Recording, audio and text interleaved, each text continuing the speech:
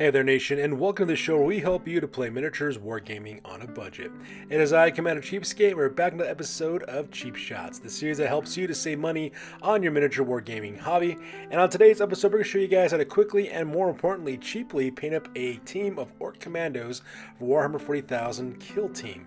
As you can see here, this is what the end result will be of your kill team, and by following the techniques and, more importantly, the materials that we suggest to paint up this way, you're talking about a grand total investment of $30.97 or paint up this squad of Ork Kommandos the same way we did to a beautiful tabletop standard. Now, when you compare that with the materials you need to purchase from both Citadel as well as Army Painter, you're talking about a grand total savings of $175.98 in order to create the exact same effect that we did, only instead of using the name brand paint, we ended up using cheap materials as well as craft paint for the most part. So that being said, let's go and show you guys how to quickly and cheaply paint up some Ork Kommandos for Warhammer 40,000 kill team. So right off the bat, I'm just going to tell you guys now, I was about a third of the way painting these guys before I realized I wasn't taking photos of me actually putting these guys together and painting them up, so I do apologize for that. By the way, this is not a professional channel. I don't have any money-making endeavors involved in my channel. I'm not monetized in any way or have sponsors or anything like that, so this is clearly just a shoestring operation here of me just putting my own miniatures together. So I do apologize for the lack of professionalism, if you will, in my images.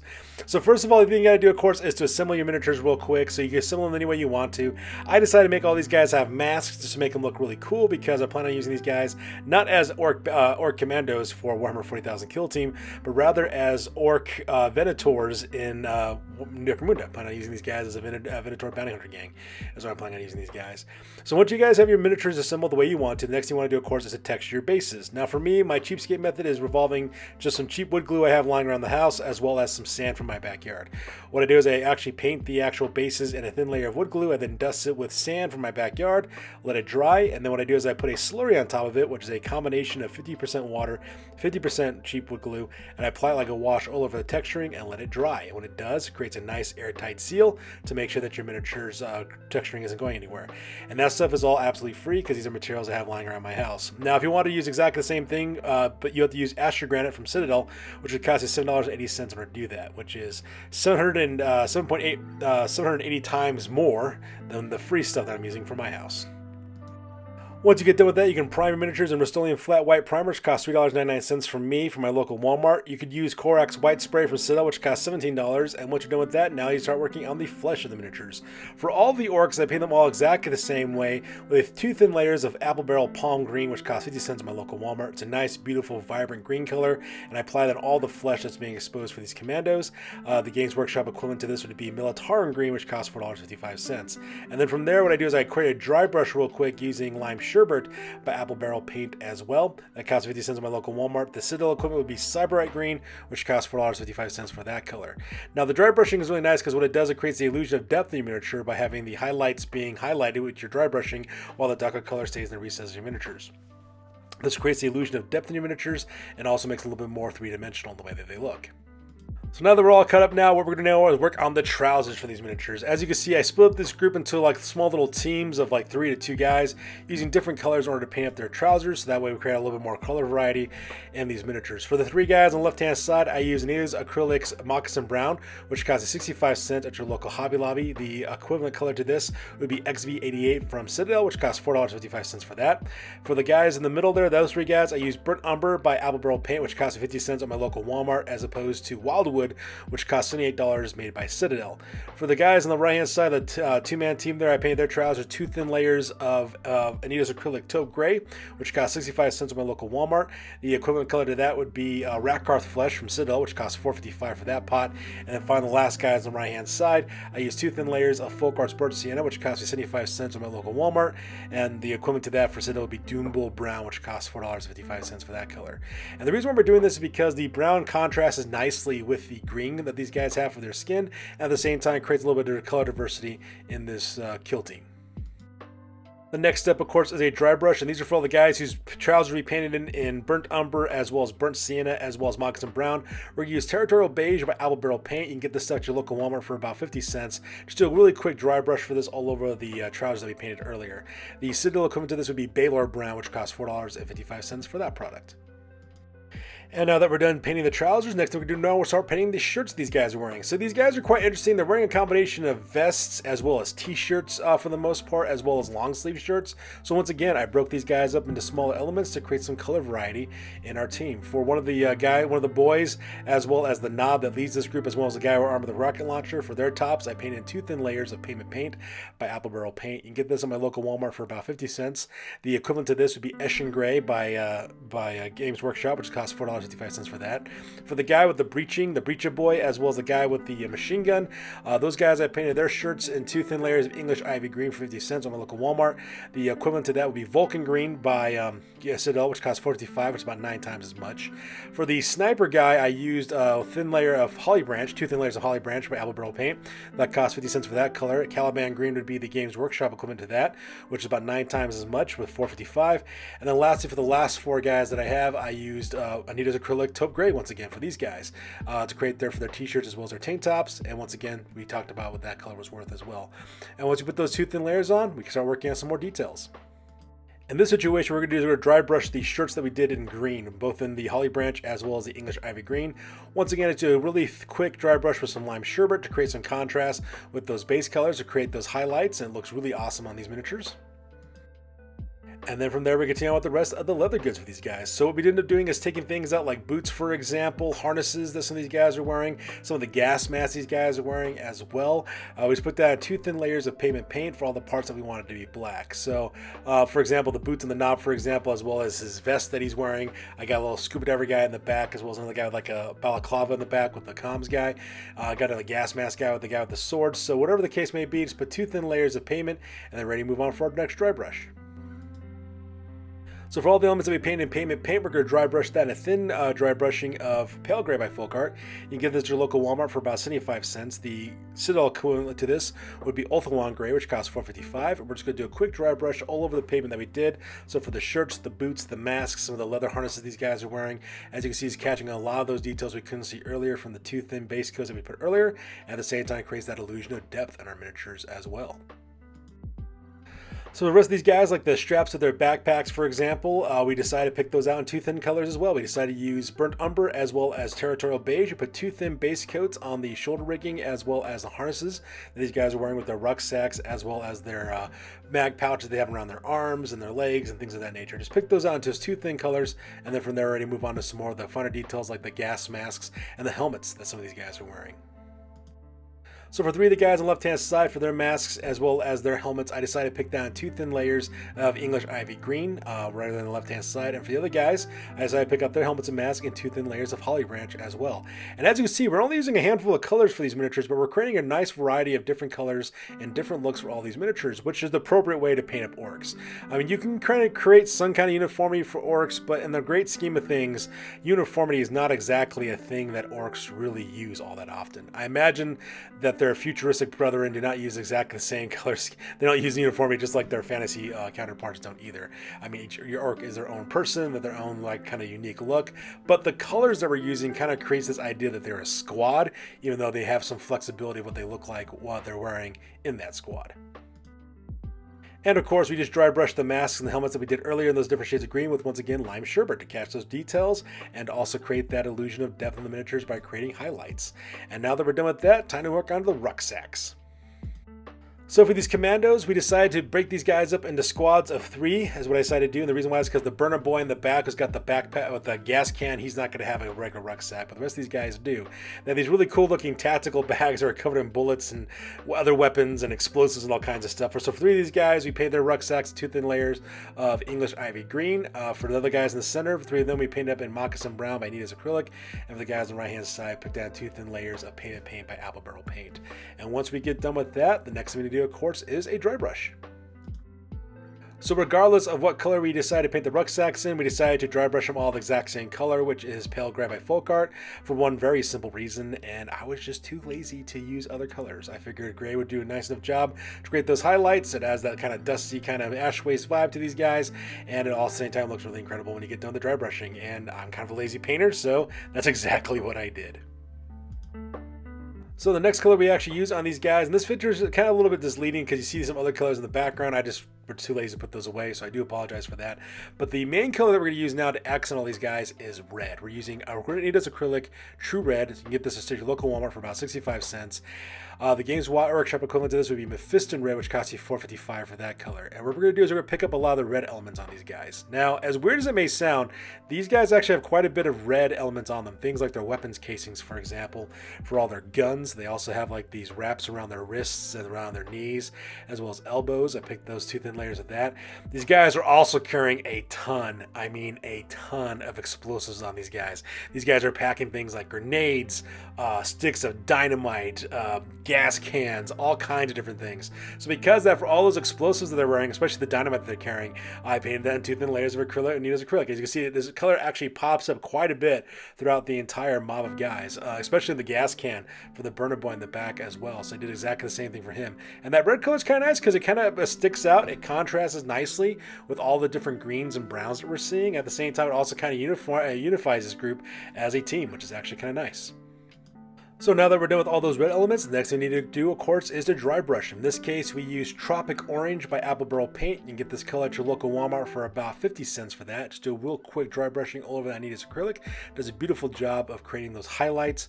The color that you would actually need to get from Games Workshop Citadel line, if you want to do exactly the same thing, is Luganath Orange, which costs us 9 times as much at $4.55. And actually, as weird as it may sound, next we can focus now is on all the finer elements on these guys. Now this case, I'm talking about all the metallic elements on these characters, and for these colors, I use actually quite a bunch of different colors for these guys. For the bright silver pieces, I use Anniversary Silver by Folk Art, which costs you 75 cents at your local Walmart. The equivalent to that would be Ironbreaker from Games Workshop, which costs $7.80. I also use, for the darker silver colors, I use Folk Art's Gunmetal Gray for 75 cents. The equivalent to that would be Lead Belcher from Games Workshop, which costs $7.80 for that. For all the copper elements that we have, I use Folk Art's Copper, which costs 75 cents. The equivalent color to that would be Screaming Bell by Citadel for $7.80 for that color. For all the parts that are bronze, I used Nita's acrylic Antique Copper, which costs 65 cents at my local Hobby Lobby. The equivalent to that would be Grass Scorpion by Citadel for $7.80 for that. And then for all the gold elements, I use Deco Arts Emperor's Gold for 75 cents. The Citadel equivalent would be Retributor Armor for $7.80 on that as well. So as you can see, I actually did quite a bit of metallic paints on these guys. Things like the handles of their weapons, the stick grenades, for example, some of the explosives these guys have, some of the bullet casings they have on them. I use copper as well as Folk Arts, then acrylic antique copper for those colors. For some of the jewelry these guys are wearing, some like accent pieces, I just put some panels up in Deco Arts. I use a lot of bright silver for all the bullets that they have on their armor, as well as the gunmetal gray for the actual guns themselves, like their magazines, the stocks, as well as the barrels. So I just went through the entirety of these miniatures, picked out the details that I wanted to be, whatever metallic colors I wanted them to be, and I picked them out, and that's exactly what I did in the scene. And of course, we picked up some of the finer details as well. Things like the lenses of their goggles for their masks, for example, some of their gloves that they're wearing as well, some of the targeting screens that are on their weaponry that they're carrying, some of the visors and their gas masks, for example, some of the hose that run and the wiring that runs from their weaponry. For all those colors, I use a whole variety of bright colors. I use Tuscan Teal with Apple Barrel Paint, as well as King's Gold. The Games Workshop color would be Thunderhawk Blue, as well as Averland Sunset. For the green turquoise, it would be Pterodon Turquoise, which costs $7.80 for that. For the blue that I use on the visors as well as the lenses of their goggles, I use Delta Serencoat Mermaid Blue, which costs 65 cents at my local Walmart. You have to use Talazar Blue from Games Workshop, which costs $7.80 for that. And I just picked out all those details I wanted to have those brighter elements into, and it makes a nice contrast between all the earth tones that these guys are wearing. It contrasts nicely with the red. At the same time, also sticks out as in contrast to all the other colors on these guys as well, which makes these guys look actually quite colorful for a tactical squad. So because we are doing a quick paint method, we're going to use a single wash for all these miniatures, which is an oil wash. Now, most people like to use Army Painter Strong Tone in order to do this step, which is perfectly fine. It's a wonderful product. It does exactly what it's advertised. The only problem, though, is it costs $30 a can. Whereas Minwax Poly Shade Acrylic in Mission Oak only costs $6.99, so about 5 times cheaper. And I put that all over the entirety of the miniature with that Minwax Poly Shade Mission Oak color. As you see, it does a beautiful job of bringing out those details we couldn't see earlier. The oil wash does a couple of things. The first thing it does, it darkens down the vibrancy of the colors that we used. So you can see the colors have been muted down significantly from the brightness and the vibrancy that we saw earlier. And that's the reason why I use such bright colors in the first place, because I know that the oil wash is going to really darken down those tones. The second thing that it does as well is it smooths out the transitions between our dry brushing as well as our base coating. As you can see, our miniatures do not look as nearly as pastel or chalky as they did earlier. That's because that oil wash blended the transitions between the dry brushing from the highlighting as well as the base coating and smoothed those colors out together. And the last thing it does, of course, is seeps into the recesses of the miniature, brings a lot of those details we can see, like the individual panels of the weapons, the fold of the fabric, the individual fibers of the cording, the muscle tissue that these guys have, etc. So it does a beautiful job. Now the thing about Polyshade as well as Strong Tone, they're both exactly the same. They both contain polyurethane, which is going to create a really hard, clear, high gloss coating over your miniatures, which can protect your paint job on your miniatures from fading as well as from being weathered and from chipping away, which is perfectly fine. The only problem is that you got to wait 24 hours for polyurethane to fully dry as well as cure. So I suggest you use this as the very last step of your painting process. End of your painting process for whenever you do it with the oil wash, and then wait 24 hours later before you pick up the project again. For me, I usually do mine at the end of the evening. So at the end of the night, I do my oil wash, I leave it alone, and I come back to the very next day to pick up where I left off. And you'll need to do exactly the same thing too. Now this next step is completely optional. For me, however, I don't like that high gloss finish that you get from the polyurethane. So because I'm going to spray my miniatures one last time with Krylon matte varnish spray, I get this at my local Walmart for about $5.99. The equivalent to this from Games Workshop would be Mutatorium varnish, which costs $19.50. Just do once quick over real fast with the varnish spray to mute down the sheen of the polyurethane, and then you're ready to go to work on the bases. So because these miniatures are orcs, I'm going to use my customized Badland basing that I like to use for all my orc miniatures. What I'm going to do is I'm going to paint the texturing on the bases in a 2 thin layers of burnt sienna by Folk Art. I just put 2 thin layers directly on top of the texturing that I have all over the bases and let that stuff dry. And then once it is dry, I'm ready to move on to my dry brush. And the last color I use to dry brush the miniatures as well as ruin the bases is Terracotta by Folk Art. You can get this at your local Hobby Lobby for about 75 cents. The color equivalent to this would be Squig Orange by Games Workshop, which costs $4.55. What I do is I dry brush the burnt sienna texturing on the top with this terracotta to create this kind of crusty, earthen, burnt out wasteland look that I imagine orcs walk around in all the time. And then I run the bases in 2 thin layers of Folk Art as well. That orange color is a nice contrast to all the greens that you have in an Orc and Goblin army, and I think it does a really beautiful job of contrasting that. I use this for both all of my orc miniatures from 40K as well as from Warhammer Fantasy as well. And once again, this is the end result of what your kill team will look like if you follow the materials and the techniques that we use in order to paint up our miniatures as well, except we're saving you a ton of more money using our Cheapskate method. So with that being said, let's go on and talk about exactly what you'll need to purchase from Citadel as well as Army Painter if you want to do exactly the same thing we did with our miniatures, except using their name brand products.